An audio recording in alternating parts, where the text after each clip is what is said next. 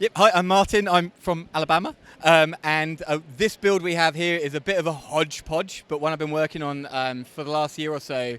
I had started building a castle, keep, because I'm talking to my dad over Zoom, and I'd showed him all my videos on Beyond the Brick, and he's like, those are great, but why don't you build a castle? I was like, all right, Dad, I'll build a castle. So I started working on a castle over here.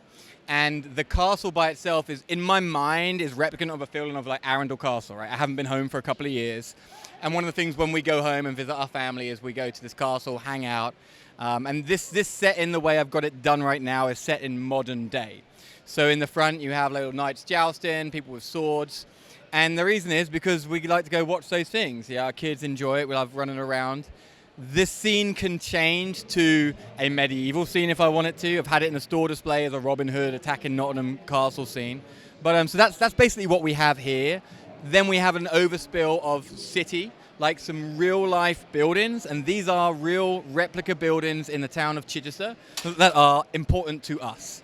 And then in the background we have some buildings that I've done which are, the thought process is this is like coastal seaside England. Based off Cornwall, that's where we went for our holidays, little countryside coastal buildings, and tying them all together, right? So the town of Arundel is like Windsor, where the castle's in the town and it spills out into the town, the city, and everything. So really trying to get my own take on building a Lego town, and then B, having a castle that's just a bit different than what I normally see, and I can't build myself. So I'm like, let me do something different. So yeah. I love it. And you've got that kind of like hometown connection to it, which I think is always really neat. Sure. So talk a little bit more about the castle design itself, because there are so many layers here. Obviously the walls kind of coming out into the town, but then the keep in the main section. So it's designed to completely distract you, right? There's so many different pieces that you're like, oh, look at that, look at this, look at that. So A, you won't see imperfections. But as right now, as you're looking at the keep, right, it's a very modern style keep, Nottingham Castle, Dover Castle, ones we visit a lot. That's how they are, big, solid, it's where you have all the quarters inside. Now we've got next to it is really tight quarters. We've got all these little corner pieces that when I'm trying to build something big and quick, I want to replicate things. So I'll pull one of these turrets off right now and let you have a look, hopefully. We lost a spire. So this allows me to just kind of pull it off and move it around however I want. Again, it's got that whole modular feel. Inside's completely hollow. So I've got 4 of these, so as I set it up and change it, I can do whatever I want to. But I want big and chunky castle. That's what I'm after. What are the odds I break something significant? There goes a little bit of a wall, but that's okay. Then downstairs, I'm going to call it downstairs, we have a little bit more worn and tattered, right? So castles in a modern day setting, they've been rebuilt over years and years, depending if the Duke and Duchesses have money to redo them or whatever. And so you've got these battered, smaller walls that would be representative of the outside walls, right? So then we have the portcullis and the drawbridge, which is fully functional. That would be where you'd go through, and then you've got another little area to try to get up to the keep where all the people would be. But that's kind of the idea, like the lower, smaller walls been battle-worn, the interior's been kind of done up a little bit nice. It's not going to be as damaged because guys didn't get in there and destroy it as much. So. Yeah, I love the thick portion of the gatehouse here, because it really shows how fortified castles like this were, just how massive and imposing these fortifications were. Yeah, and that's why they're still around, right? Yeah. And the chunkiness is what I like, and you're probably seeing some of the roofs as well. I've got different textures on the roofs, which I've got as green, and some people are like, well, why are they green? A lot of the roofs you go and see on cathedrals and castles, the tops are that color. So again, trying to pull in as much real life stuff as I can that says, that reminds me of this experience or that experience. You also added some variety to the gray walls with this kind of, what is that, some sand green, maybe some dark tan there? Yeah, just to look like some moss and texture going up. So actually I'd thought about like winding some like vines and leaves, but I've used them all on my other builds, and it looks too much for the wall. So that I want to give that effect of, okay, there's some growth in there, maybe a little bit of crumbling to it, yeah. And then you had some fun out front here as well. You've got like one of Forest Men figs kind of flying out the window. Yeah, as they do, right? So it's a bit of a spillover of how I had to set up where Robin Hood was attacking the castle, and I've been too lazy to pull those out and replace them with modern day people. But we're just going to, they're people dressed up in cosplay and playing and having a good time is what we're going to say. But we have the post box there to give that idea of, hey, it's modern day. And we also got the Duchess. This is a dodgy Duchess. right? Every castle has a duke or duchess normally actually still lives in them, and that's her. And she's got her horse and her dog, which is representative of my dog Henry. I love my animals, so you'll see Henry in lots of my builds. So that's some of the characters there. But things that I'm actually really proud of in this area is like the tree techniques. Trees are horrible to build and transport. And I'm going to show you two that are a little bit different than what you might see. So I'm going to reach over to this side over here. And I want the effect of like a tree that is really old. That's what we're going to have, like big old tree with acorns. And so I've got the chunkiness, and what you see is it's just that. And this here is all attached with loads of these, and then these pieces. It's really flexible. And as I come to the show, I'm like, here we go. I get that natural like weight and flowiness. So that would have normally taken like 5 years ago. I'd have been 7 hours trying to build that tree. Right, it looks way more precarious than it actually is. It looks very dodgy. Let me get this one over here. And so this is another one trying to go big. And I've said I'll never build Endor with Star Wars again, and I won't. But if I did, this is how I'm doing my trees. So this section here, that's sap. It's not really, but it's sap. So I've got an axle rod that goes all the way through, one of the long axle rods. And I figured out that there's these bars here that are connected to a circle piece that are just a tiny little bit thicker than normal, so they connect really nicely to these leaves. Like it's a tighter clutch to it. So this is real stable, didn't come apart. And then it just slots into the pre-made tree structure, which is really thick and solid. So, I mean, I'm like, here's my turnkey tree. All right, here we go. Set up, good. In you go. And be like, all right, where should I put that tree now? I'm going to put that tree over there. Builder in action here. There we go. All right, so I'm really pleased with how that worked. Look at how easy you've made the tree setup. You're supposed to labor over these for hours when you get to the convention. Yeah, no, I think I spent 20 minutes putting out all my trees, like getting them out of the box and putting them in. So. Yeah, and you've got other types as well. Like this smaller one that's kind of hiding behind the tower of the castle there is very unique too. Yeah, so I actually taken this technique from Stefan Fermente. I'm sure you'll see some videos from him. The idea of the technique, but I wanted to get that little wispiness. So you've got this. I think these first came in the Friend sets. They're in something else, but I've just like bended these flexible hoses around, connected them in, and then we go up there, and I get again that whimsy kind of look, and then it can connect in on a stud and slide in there. Hopefully, I might have to move a building to get it in right, but we should be good. So we're in the town area. Talk a little bit more about some of the buildings that are represented here, because you said these are all real-life buildings, correct? These are real-life buildings, and I'm going to actually move it out a little bit so we can do that. So it's all in one section. So I've been trying to, again, change the way I build, minimize my landscaping, not get too caught up in it's got to be perfect. So this was going to be just a build by itself when I had it on display, but I was like, I know what I want to do with the castle. I think I'll just throw it in here. So every building here is representative of a real-life building in the town of Chichester, 100% real and accurate.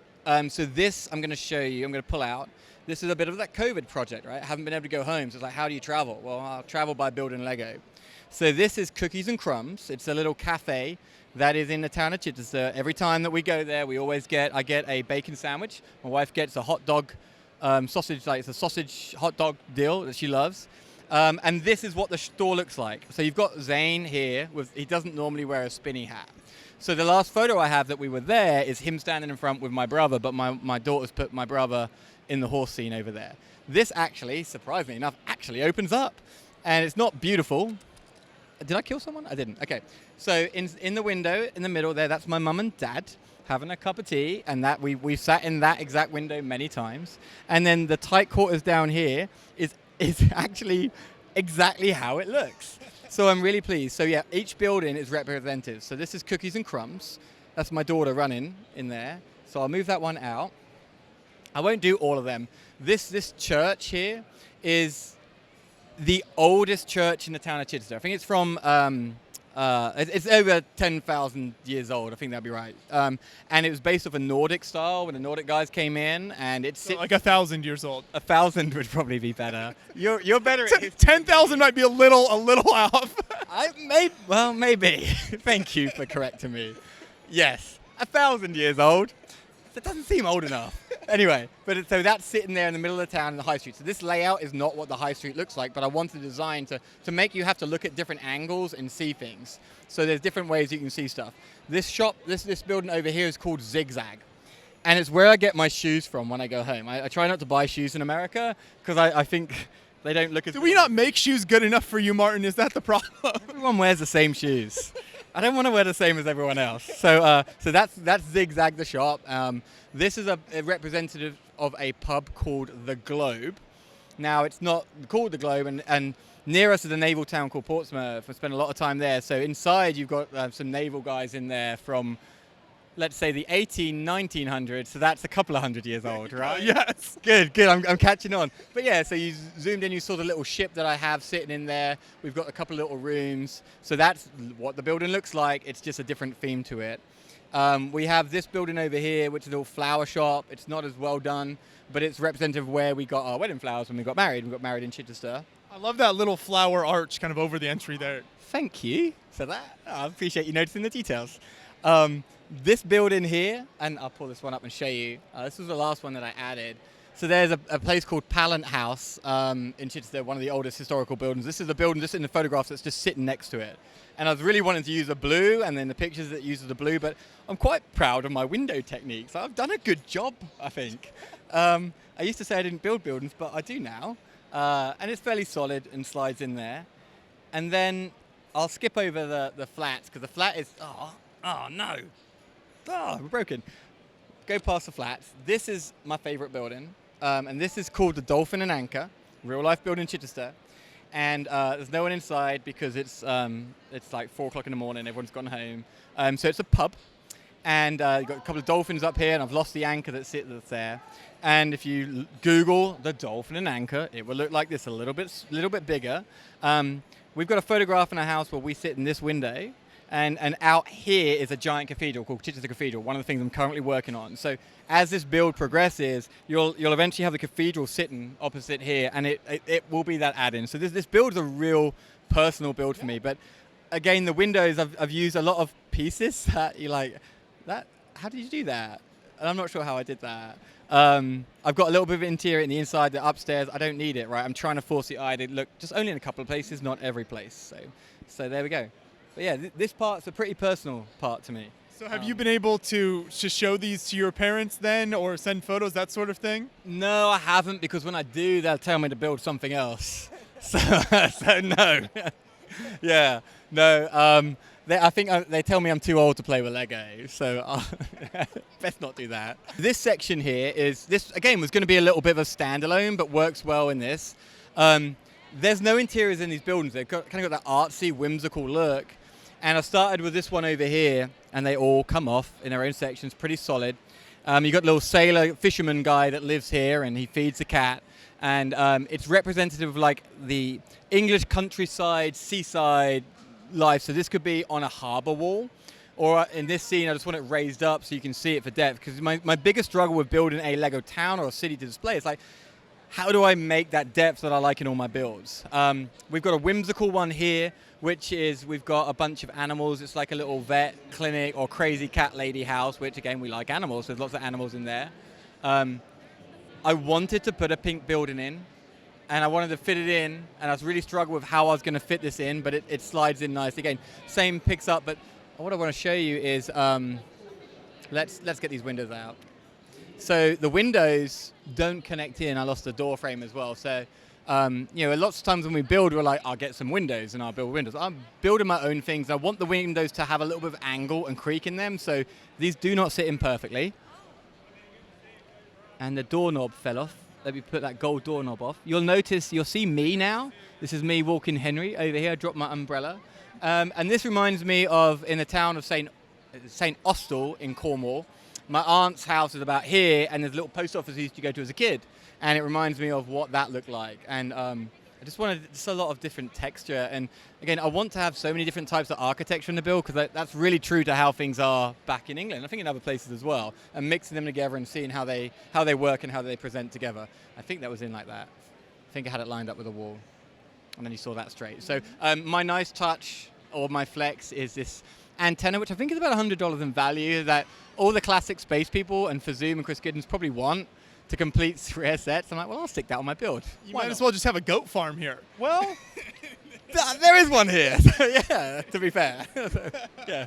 You're not holding back here at all. No, and things you can't see where where the videographer is at the moment is some of this back end, which is not perfect, but you'll see some extra barn stables. So if you could look down here, I'll pull this tree out the way, it's going to channel your eyes, so you're rewarded by looking around. Damage. Built solidly. Yeah, so you look through, and we're going to see the arches to look through to where the stables are. Giant tree grown up over time. You wouldn't normally have them by castle, and then the stable sitting back here as well. So again, many little delights for the eye if you look around the right way and take the time to do that.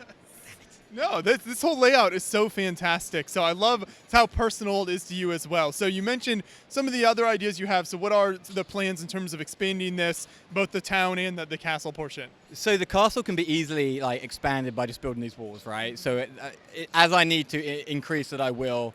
I have a cathedral that's being worked on. That would probably, it's going to be big. Maybe, we're looking about 4 foot, so probably about 3 foot in length to slide in there. That will be a scaled down replica. I would like to then have another section, which is, so in Arundel there's a river called the River Arun that flows out down the mountain into the ocean, and I'd love to have that represented with some boats that would rise up and down with the tide.